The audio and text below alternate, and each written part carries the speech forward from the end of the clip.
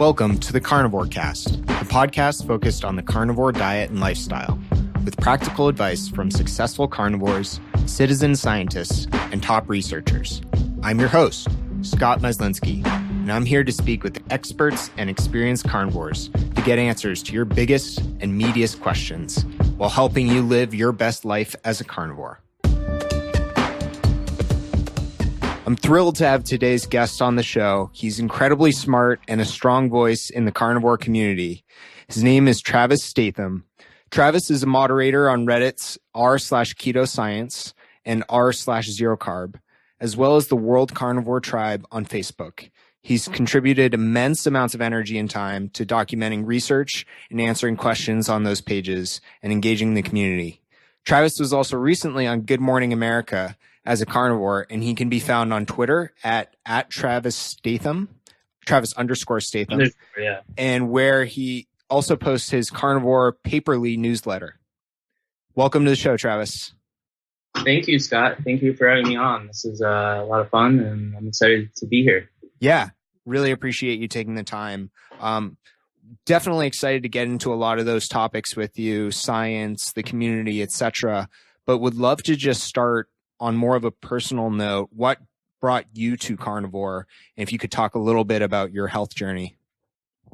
Yeah, so I had a fairly typical life. I'm 29 right now. I grew up in Greenwich, Connecticut, and now I live in New York City. And when I did rowing as in high school and college for 5 years total, and then quit and just kind of became like a college frat head.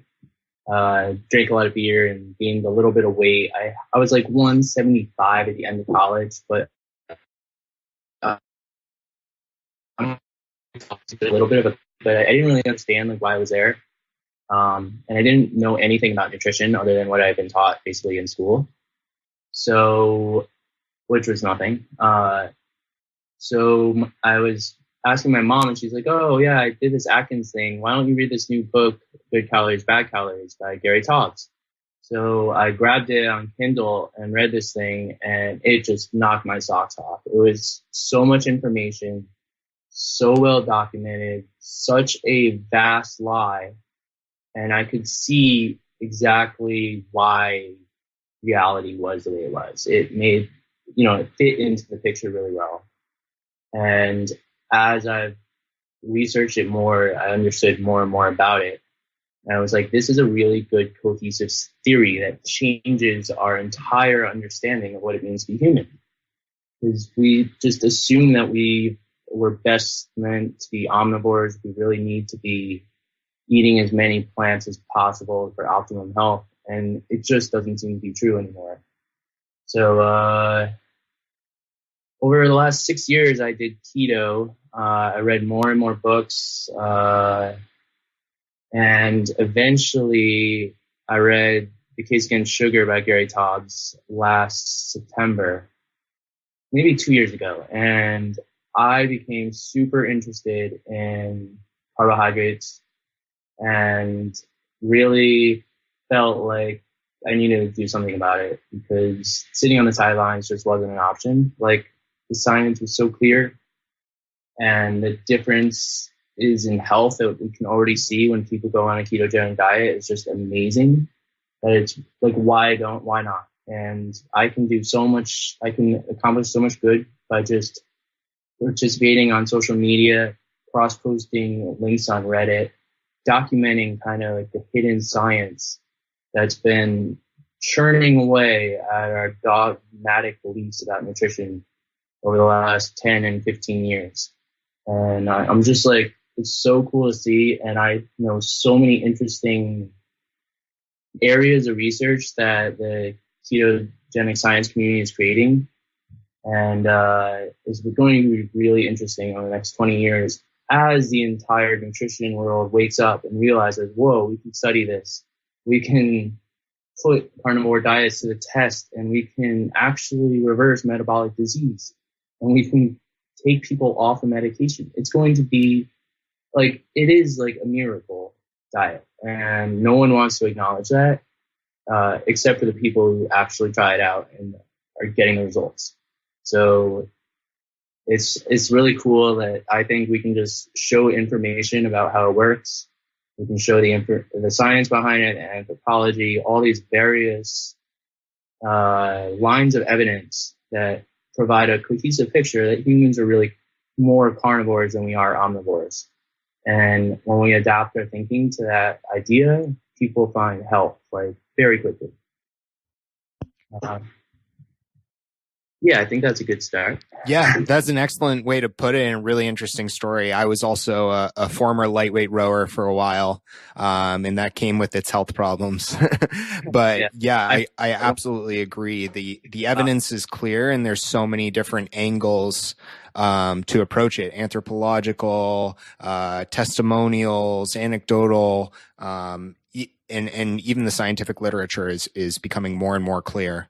But question for you in particular is, you're so well read, you have access to all these resources, you've done all this research. One thing I find difficult sometimes is where to start for someone new I'm trying to help. I could direct them to many different sort of getting started guides or first pages or books. What's sort of the best way to help someone get started on a carnivore or ketogenic diet? That's a really good question. I think there are so many various social media platforms and ways to create and understand information now that I'm really happy to show as much and as many links and things as possible. So my idea is I will find one page with as many links and as many books and as many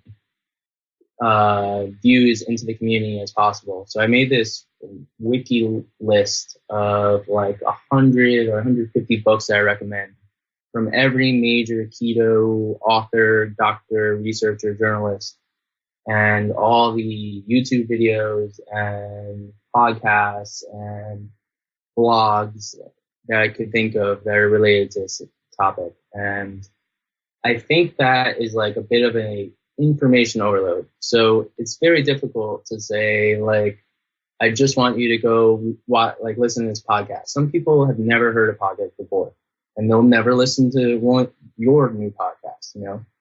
It's like you have to be aware that basically the only way you can spread it out is to tell them about it on the same platform that they're on right now. So if they're on Instagram, you gotta basically reduce the content down into Instagrammable content. Maybe a picture of a page on a book, maybe a graph or a diagram, something that's easy to read, easy to learn, easy to share, easy to think about and remember.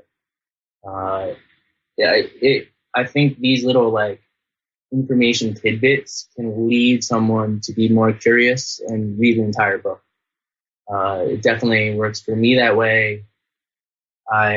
You usually just don't know about most books, and then you hear about them and you read some reviews on Amazon, you read some glowing reviews, hear it being talked about in other books. I read Law of Nutrition last November when it first came out, and Tim Noakes talks constantly about how good The Big Fat Surprise is by Nina Teicholz.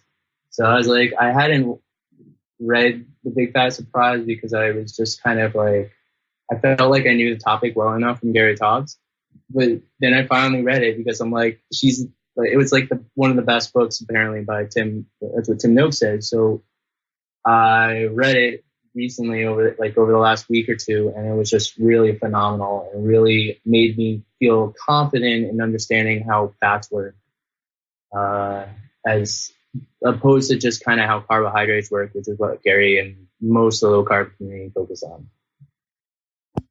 Yeah, that's really interesting. I think Big Fat Surprise is a great starting point for people and a really well told narrative. I certainly love the book, and I think you make an excellent point about starting with the types of content that people like to consume.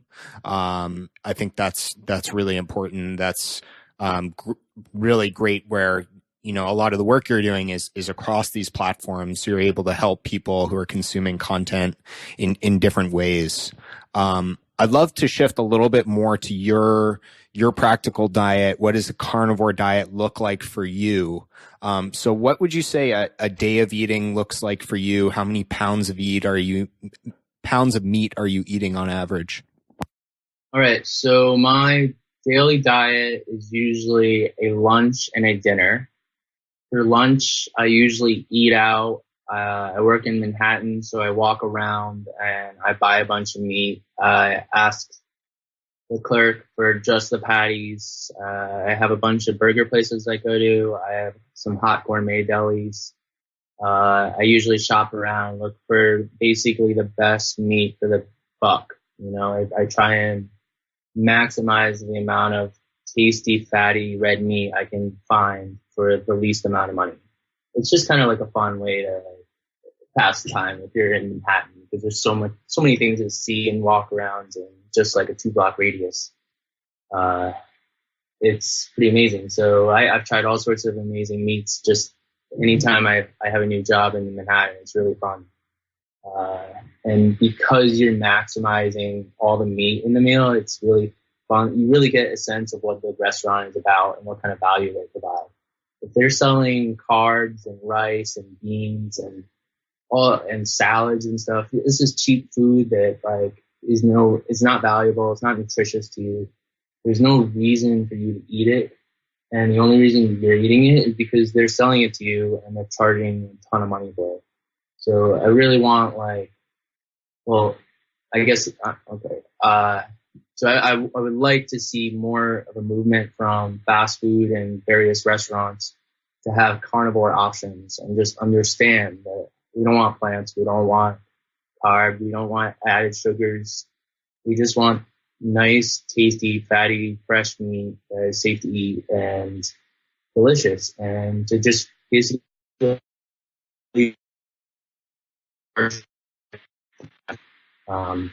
and then for dinner, it's usually I cook at home. My girlfriend and I will plan dinner. We have a couple grocery stores around the area. One's a local grocery store. It's like kind of big, more of a middle class clientele there.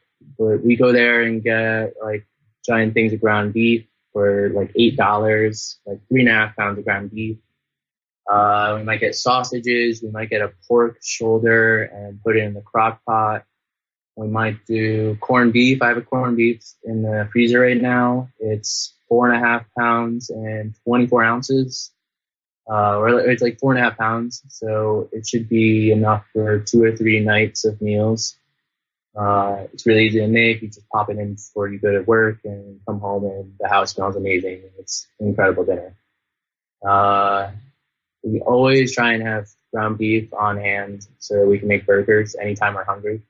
Although it's usually lunch and dinner, sometimes you don't get hungry until late at night. Sometimes you just skip a meal. Sometimes you want to just eat it whatever time. Just having ground beef in the fridge that you can throw on a cast iron pan and cook in 10 minutes is like the best carnivore life hack I can really give to anyone. And the other side of that is on the lunch side. If you can just find a burger place and get the patties, then you're doing the same thing you would at home.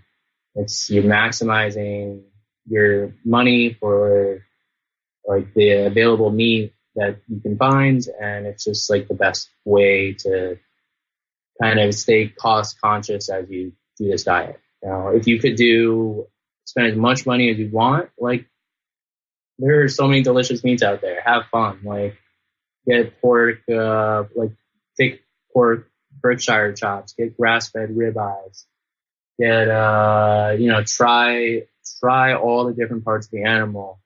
There is so many interesting recipes and things to appreciate from animals. I'm reading this book, Not by Bread Alone, by Statham, and he's talking about how the most valuable part of a caribou is the head itself, which they basically like boil and turn it all the fat and protein and eat it like that, like the fat behind the eyes and along the lower jaw. It's just like it's a whole new mindset of becoming a carnivore. It's like we really do have tons of variety. There are tons of price levels. It's doable for most people that can spend $10 a day. It's probably doable for people that can spend $4 a day if you have chicken breast and maybe a little ground beef. I really feel like the price thing is being blown out of proportion. I mean, people could eat like two burgers from a Burger King, and that's all they need, and some water, and people can lose weight on a diet for like literally $5 a day. It's like an incredible idea. I just don't know how I can like talk about this and then get a Nobel Prize. It's not. It's just, it's just like it's an idea that makes sense and it works and we get it. Like, just time to like try it out for yourself. Yeah, it's almost too simple. There's a lot of elegance in the simplicity of carnivore. And you spent a lot of time helping folks in the carnivore tribe, on the forums. From your perspective, which parts of the carnivore diet are important and which are more minutia that are interesting to think about and try out when you've been doing it for a long time, but are really less essential? Great question. So, I think the most important part is eat when you're hungry. And if you're not hungry, really like don't force yourself to eat. Buy more meat than you think you need, and then cook enough of it. Like you don't make enough, cook a little more.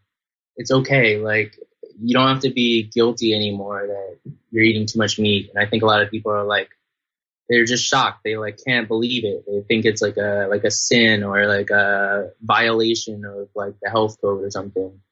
Like a boneless burger it just shocks people. And I've ordered so many quad burgers at so many restaurants and fast food places. It's always amazing to see the gears churn in people's heads as they calculate, wait, you're just going to eat all that meat, all that cheese, and all that bacon. And I think it's important that, yes, eat a lot, like fill up. You don't want to have snacks. That's one big tip. You should never be hungry enough that you need snacks at 3 or 4 p.m. or you're getting like munchies, you're getting hungry all the time. You shouldn't be thinking about that. Hunger should be like a thing that you don't need to pay any attention to until kind of like a set time where it just kind of comes naturally.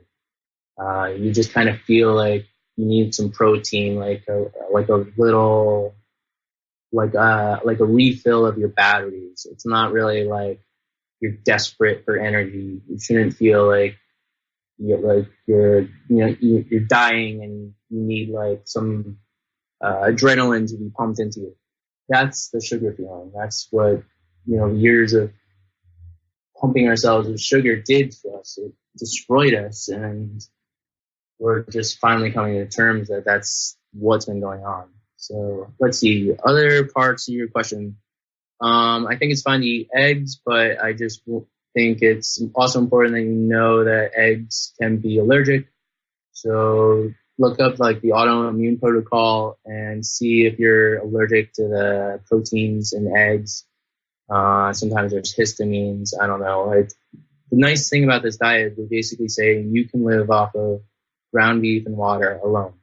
So if that's possible, now you can do a scientific test for yourself and figure out what affects me and what doesn't. So you can attempt dairy, you can try hard dairy, you can try soft dairy, like butter. You could maybe do like a very high fat yogurt, which are hard to find. They kind of have a couple carbs, but you could justify it if you want. The idea of zero carb is that like you're getting as close to zero with carbohydrates as possible, but it also really means no plants.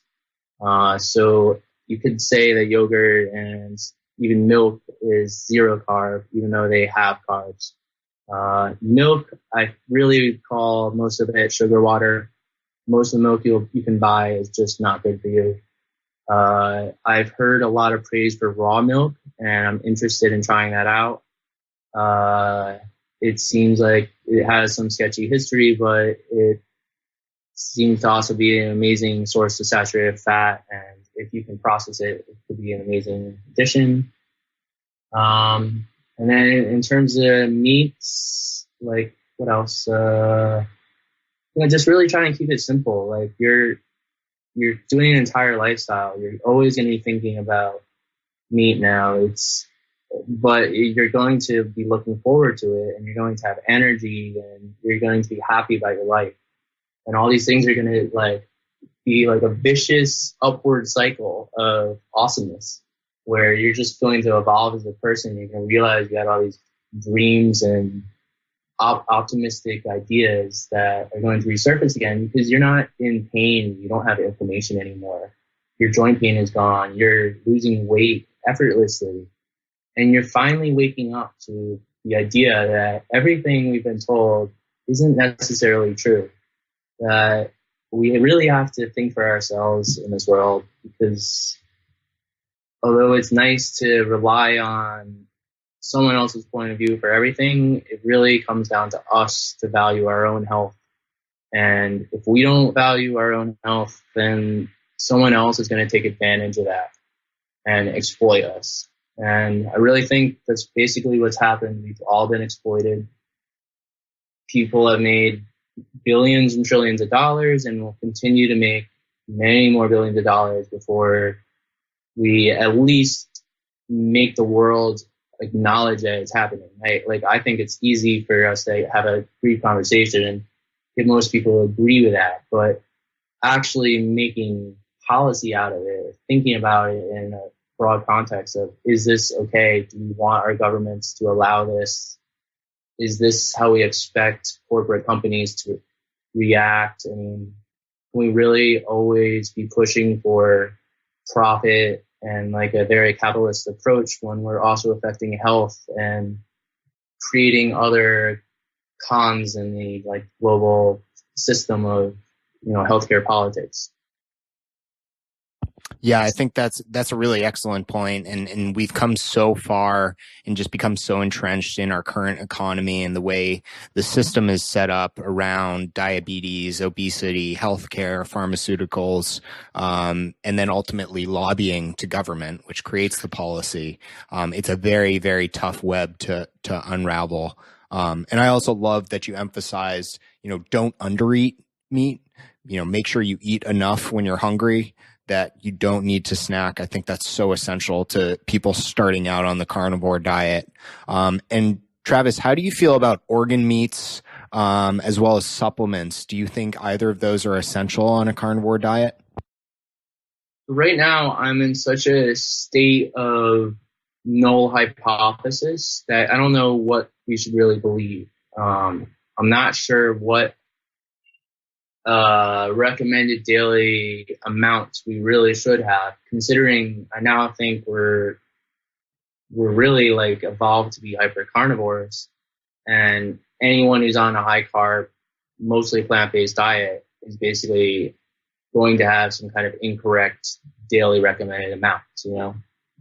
If we were able to have perfect amounts, and it would be pretty obvious that our current diets would make us be making us really healthy, but that's not the case. So what exactly is going on? I really want to re-look at this question and say okay, if what are the biomarkers of people on a carnivore diet? And should that be the new model? Is that the new control group? Is that the new base idea that we start from, that we can say, okay, we can take two groups of people, we can give them a carnivore diet, or we can give them this drug and see if they actually do better. I think that could be amazing. I think so many problems are caused by the anti-carnivore diet of today, that just going carnivore removes so many of them naturally that it almost seems like a miracle. Yeah, that's an excellent point. I think there are two ways to look at the carnivore diet, which is one, getting rid of everything that's hurting you, everything that's potentially toxic, impacting your health and making your health worse. Seed oil, sugars, carbohydrates, even vegetables. And the other way is that meat is the best nutrition, and it's providing everything you need. How do you think about sort of those two sides of the coin? Yeah, I mean, I think meat is like the number one most nutrient dense food. I think it's got water and protein and vitamins and minerals, and it's got this amazing saturated fat, which it seems like every non-Western culture kind of tribe was dying for. Everyone wanted the fattiest parts of the animals. That's what they prized. That's what they cherished. When we think of hunters and gatherers, we always have this idea that they're out there like gathering berries and nuts and finding all these easy to access tubers and plants. And although I agree that their knowledge of the environment would be really great and there could be some things there, I don't really think there's any point in assuming that they would be eating this stuff when they could be eating fatty, dense animal products instead. I mean, life was always a survival situation. Here we kind of forget that. We grow up, like being fed constantly. We don't know what it's even like to starve for 3 days. It's we just kind of forget about all that. So it's just amazing that we can change our mindset and think about what it's like to be a carnivore. And then, yeah, we can change all of our beliefs and ideas. Yeah. Yeah, it makes a ton of sense. I definitely agree. And would love to just shift a little bit into your segment on Good Morning America, and also in the New York Post. You've done an excellent job representing the carnivore community and being sort of a voice of reason. I know a lot of times with mainstream media, they cut you short, they portray you as a caricature in whatever way they want to. But I still think you've done a great job in putting forward solid views backed by science. Why do you think the mainstream is portraying carnivore as extremist? Right at the beginning of the Good Morning America segment, they said, this is an extreme diet. I mean, it is an extreme diet. It's like an extremely healthy diet. And no one wants to acknowledge that. And honestly, I'm not at all really surprised at the tone of the current media. I mean, on the whole, I like media, but I also understand that at the end of the day, they're just people that have their own beliefs and their own ideas about reality. And not everyone knows everything. So they know a certain set of facts. Most of the articles that are talked about in carnivore, I would have wrote them too if I was, in their shoe steps 8 years ago. So I'm not really like that mad. I'm just saying like, I wish you could have tried to get off your high horse and assuming immediately because it's different that it's bad, and instead walking in my footsteps through the journey I took to get to where I am. I didn't just jump in this. I didn't like go to some underground meeting and try some cult out. I researched this diligently over years and years and years.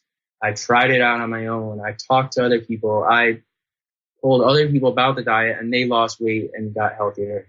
Over time, I learned that meat was really the key part of any diet, and that vegetables were just kind of an extraneous extra, a nice treat or maybe a not so terrible thing to eat, but still not really any point to eat it. So, I forget what our question was about. No, that's a great answer. I was just asking why mainstream is portraying it as extremist, and I love how you said extremely healthy. But aren't you worried, Travis? Like Dr. Jen says that your kidneys are like a French press. No, I'm not. I don't really know why I need to trust Dr. Jen. She doesn't give evidence for her beliefs. I prefer when someone like Amy Berger posts an article about the protein myths and the kidney myths, and you can read all their research and really valuable research from other low carb doctors that debunk that. And I'm just like, when I get challenged on an idea, I research the crap out of it, and I don't just look for websites that conform to my biases. And I feel like the media was a little too quick to conform to their bias. Like they could make a really good story, and I'm really hoping someone wakes up and says, wait, this could be huge. This could be like a monumental thing. It just needs the right story to make it go viral.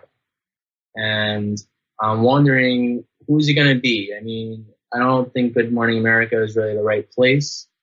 I don't know if it's going to be another morning show. Maybe it's going to be an HBO special or some kind of, I don't know, like something. I would love to do a zero carb reality show with like 600-pound people or something, and just like follow them through their path, or have a bunch of people with a bunch of different illnesses, kind of similar to all the people shown in the Magic Pill, but have groups of them and just show them on camera eating meat and getting healthier over the course of a couple of months. I think that could be a crazy powerful way for the media to basically do their own science. I think this diet is so stupid simple that you can basically prescribe it in a single tweet.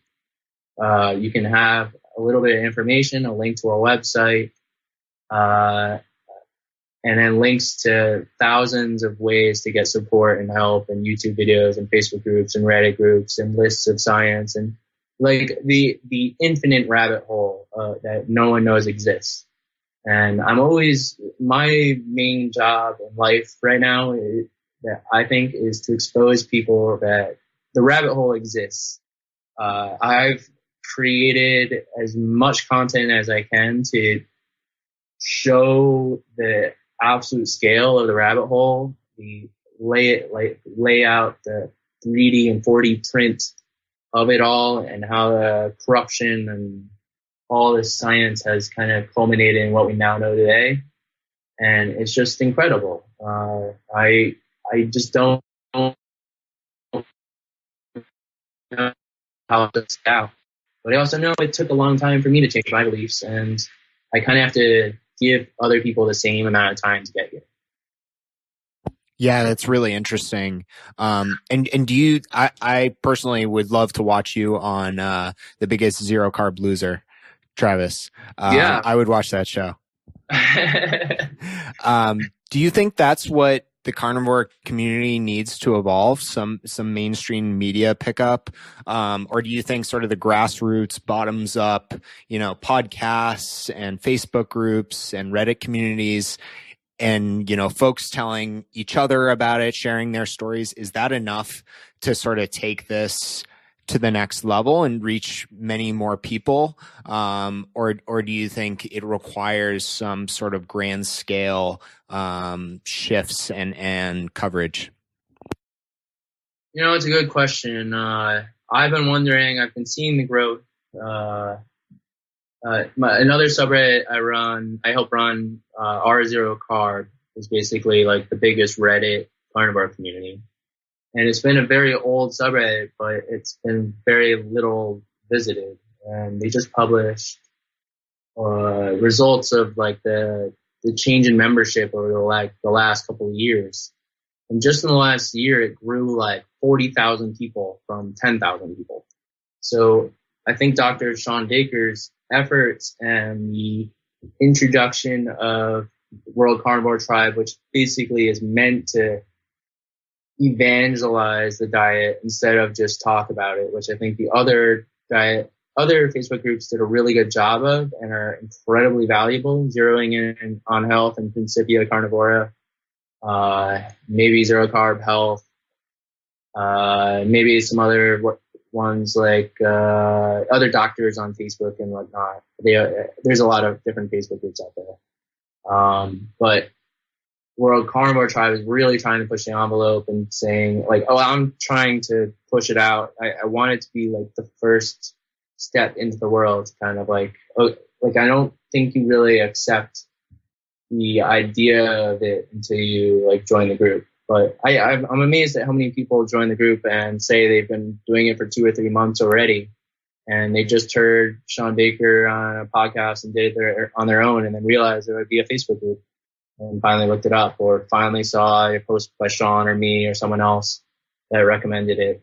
And that's like, so what I'm doing is I'm just making links to every all the carnivore content I can online. I've got links from Zero Carb to Keto Science and Keto Science to Zero Carb. I have like a new subreddit I'm thinking of like kind of expanding called R Hyper Carnivore, which kind of is like a scientific approach to zero carb that kind of mixes the two and kind of says that humans are a mix, like really we survive best on 70% or more meat. We can live at 100% meat, and we don't really know what value is best for our plant consumption. It could be 80, 90, 95, 98, 99 and a half. We don't really know. And we're just kind of comfortable that it's on the high side instead of the low side, not a hypo carnivore diet of like 30% less, which is most of the population now. The 1980 or 1990 dietary guidelines had meat as 2 or 3 servings out of like 26 servings. It calculates down to like 11% of your total intake is meat, and most of that is lean chicken. It's just like, it's amazing how terrible our diets are now. It just really stuns me. And when you look around and see people eat carbs, it's just, you can run a scientific experiment anytime you see someone eating. You're correlating what they eat with how they look and how healthy they are, and it's a sad thing, and I wish I didn't always do it, but it's just kind of like a thing I'm always thinking about now. And I want to help everyone. How do I get people out? How do I tell the cashier at the Five Guys that the carnivore diet exists and she can lose 100 pounds? How do I tell the asthmatic guy at jiu-jitsu that he can, lose his asthma and feel better? So I think the online social media presence is going to build kind of slowly at the same pace, and maybe get more and more faster and faster. I think it's an easier message than keto.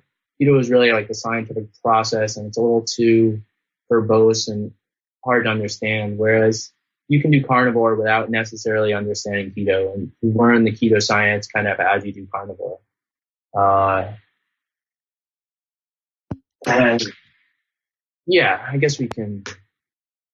Yeah, that's a great way to put it. I think that's really profound, and I think the work you're doing in connecting these communities, and a lot of the growth has been thanks to folks like you, not just the Sean Bakers of the world that are out promoting this, but folks like you that are helping people, creating the content, connecting the dots, answering questions. It's incredibly valuable. And I think we can also take a card from the Keto Gains community. What has made that community grow so fast and so well, with such a dedicated audience is, the Facebook group and the ability to answer questions and have that community aspect. It's called World Carnivore Tribe for a reason. And I think that's super valuable. What's your favorite part about just the carnivore community in general? I think the most profound idea I've had, sorry to use that word, I like that word, is to relook at people in a new way. I think we get so caught up in labeling people, different political parties, different races, different genders, that we forget who we really are. We all share the same basic DNA. We can all reproduce with each other. We can all create loving relationships. And we all grew up and evolved in this stupid world, mostly eating meat. And once we realize that last thing, it makes all the other things kind of fall into place. They all make sense in a greater context. We understand why we're tribal animals. We're group hunters. We helped each other out. We defended each other. We used communication to for protection to notify each other of danger of predators, for instance. Or we could use it to plan super cunning hunting techniques on dumber prey. Basically, our most powerful weapon became our brain, and we were able to evolve smarter and smarter because we were able to eat more and more fatty meat. I really think like this theory is really powerful, and I don't think I can understand how an ape could have grown to be as smart as us if they were so reliant on plants as as the consensus basically seems to indicate. Yes, like we only started agriculture 10 or 20,000 years ago, but they seem to make it the case that people still eat mostly plants. And I'm like, well, where's the evidence? How can we really say that's true when our bodies have adapted so well to eat and hunt and talk about and survive off of a meat-based diet? Yeah, that's great. I really like that as well. And that is profound. I think it's great to think about the fact that everyone talks a lot these days about individuality and doing what's right for your body. But I think it's Amber O'Hearn who talks about the fact that, we all get messed up in different ways, but what works optimally for everyone is actually pretty close because we're all very, very similar. We're all, there are no orcs from Mordor. There's no elves. We're all the race of men. And we all thrive on meat. So I think that's a good way to put it. Yeah, like most animals have one or two things they eat, and they specifically evolved to hunt one species of animal. They, like snakes, they eat other snakes. Like, why would you do that? Like, they're like so hard to eat, or it's just there's so many incredible ways that we've seen how evolution has created really well adapted carnivores, and we should be really aware that almost all animals seem to use carnivory as like the basic energy source for life, like that being able to rely on herbs and use fiber is really a quite advanced thing to evolve to be able to just like evolutionary like ability in a lot of ways, right? You create energy by harnessing microbes in your own stomach. That's what I mean. Yeah, that is really, really advanced and interesting to think about when you think about evolution. And I guess bringing it back to modern times. Two-part question. What do you say to someone that says, why does my doctor tell me meat is bad for me? I'm worried about my heart. Why am I hearing that red meat is bad for me everywhere? I should avoid fat. Cholesterol is bad. This argument that because these things are so prevalent in the nutrition guidelines and in the recommendations that a lot of doctors are still giving, that's a justification for, this diet being wrong. What do you say to those people? I just say they're uneducated. They're behind on the times. They haven't read as much as I have. When they do read what I've read, they will change their minds, or we can officially call them names. Like if you're not able to change your mind after being presented with new information, like you're not a scientist. You're just a dogmatic. You're defending an idea and you're unwilling to change it. I really think the most important ability is to be able to change our minds, not get too caught up in a single idea and put all of our eggs in one basket. It's just an idea. It's just, little electricity signals in our brains. We can easily change our minds, but you just need to have that attitude. And doctors have not been taught to have that attitude. They've been taught to memorize facts out of textbooks, do surgeries, do very kind of routine work on people. and not really understand how chronic disease develops. It's a slow process. It takes 20 to 40 years to really happen in most people.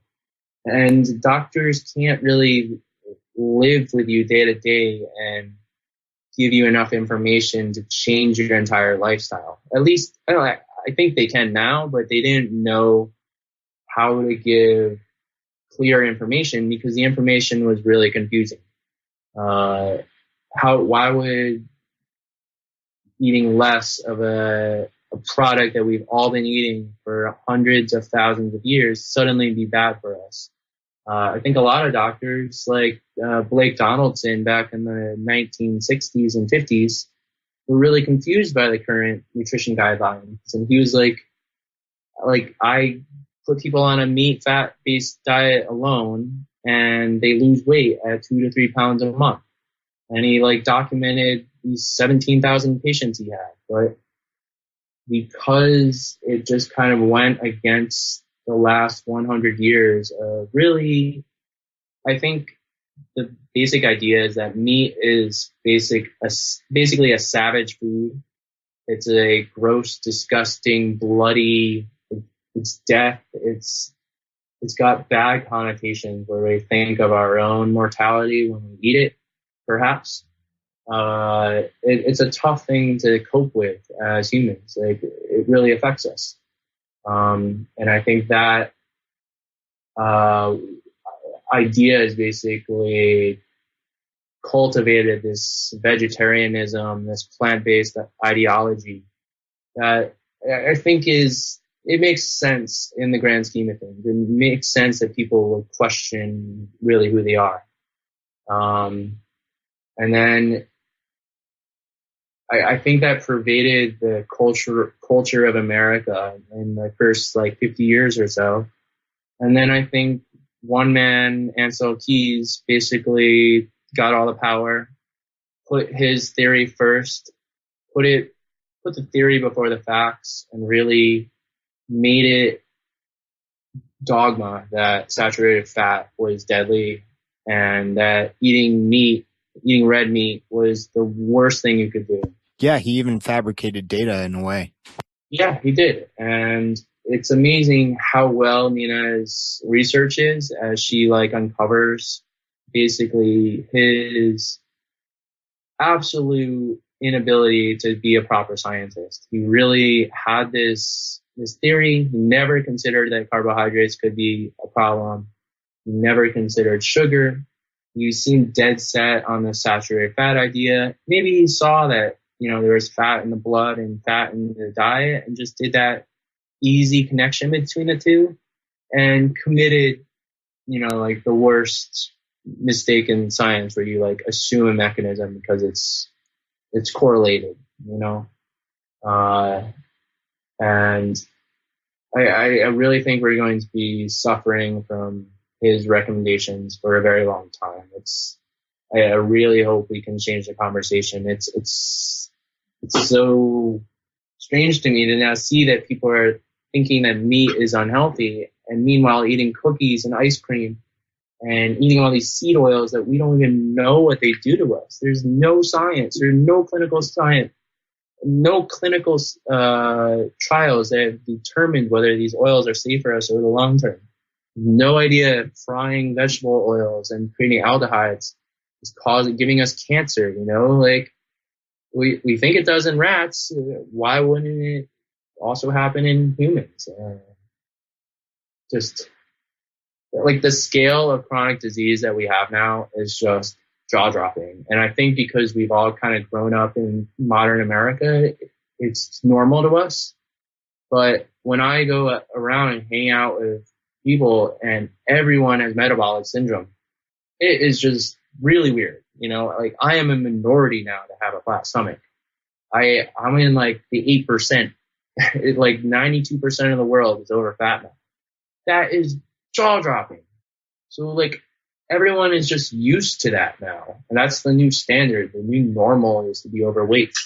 So anyone who has an opposing message, people don't even think that's like a normal thing anymore. Like, why would you want to be skinny? Like, if you had to only eat meat, like, I'd rather have my donuts and cake and get diabetes and lose, limbs when I get old. It's just, it's kind of like, why do people smoke when the evidence is still so strong and it's so bad for us? I mean, I've had a couple of cigarettes too, and it's like, this makes me feel so bad, and I don't know why I decided to do it.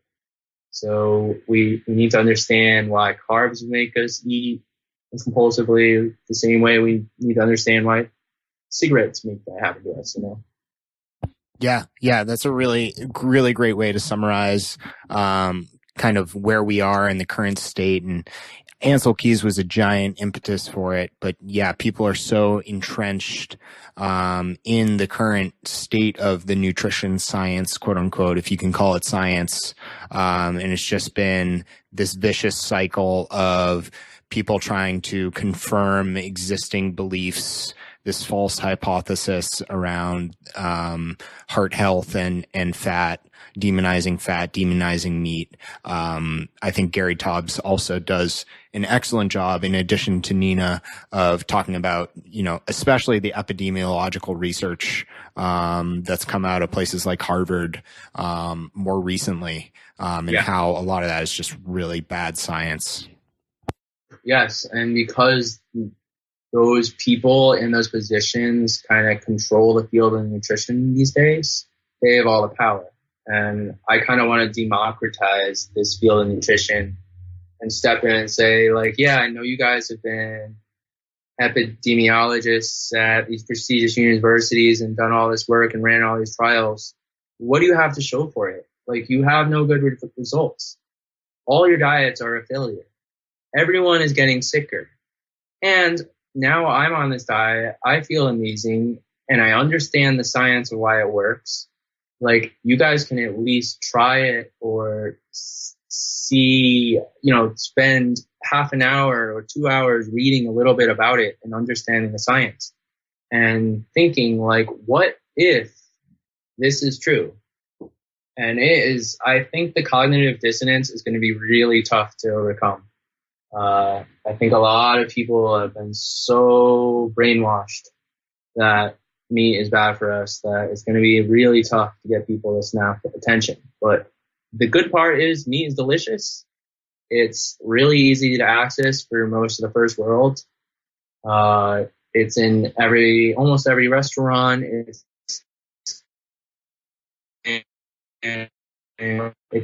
to cook. We just have a limited supply of it, and we have to somehow make a more sustainable supply. Yeah, I think that's a great point. Well, Travis, this has been excellent. I really appreciate you coming on.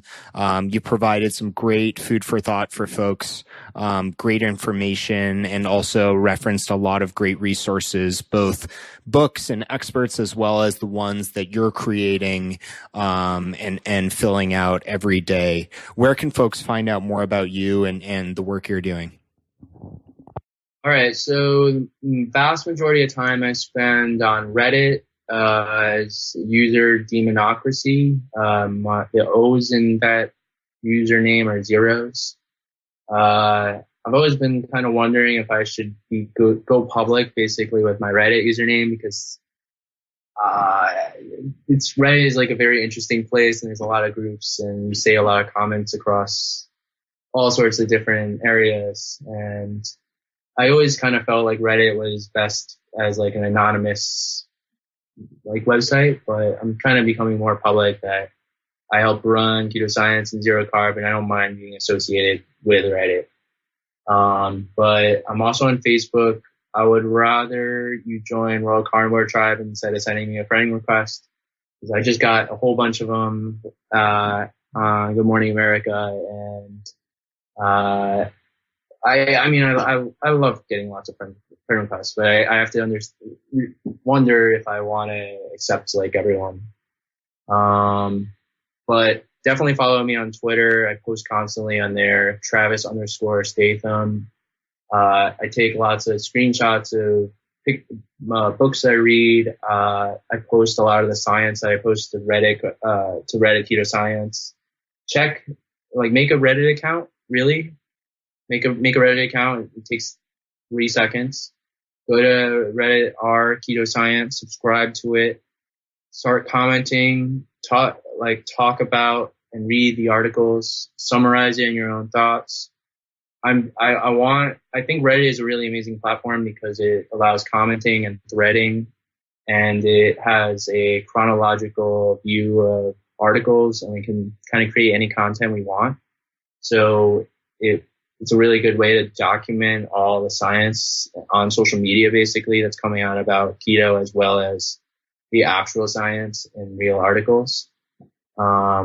So definitely go to Reddit, get involved. Your car just hit 50,000 people. Keto Science is at 35,000. The regular keto subreddit is at like 600,000. And then like a regular science subreddit is like 18 million. So we have a long way to go. Also go to World Carnivore Tribe. I spend a lot of time on Facebook.